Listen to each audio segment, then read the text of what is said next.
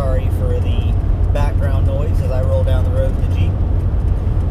I'm on my way to West Tennessee for a property consult, as well as a stop at Toolman 10 Plan and a stop at Special Operations Equipment for a foraging class that I'll be doing at the next Self-Reliance Festival.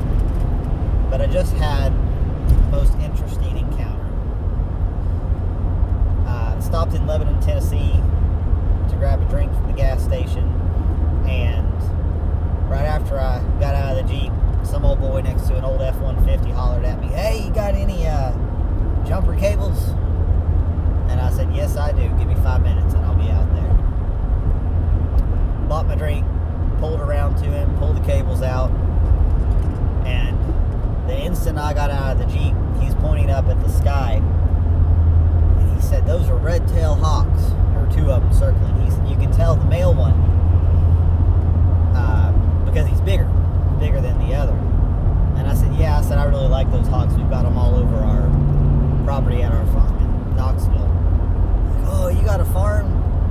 And I said, "Well, sort of." I said, "You know, it's a lot of things." I tend to use the word farm with day-to-day interactions because sometimes you say homestead and people don't know exactly what you're talking about.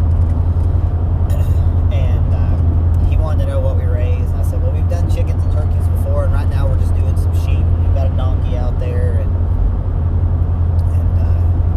I said we're setting it up so people can come out and they can see how stuff works."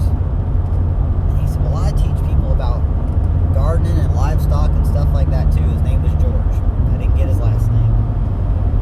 We got his truck hooked up, and we were kind of talking there for a couple of minutes, and then it cranked over, and he was good to go.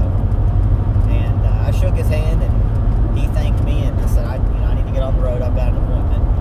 But he said, "Well, do good work, bless you," and all that good stuff. And he said he was on his way to help out with some kind of church program to teach people how to grow food. He also said, this sustainability thing is really the way to go.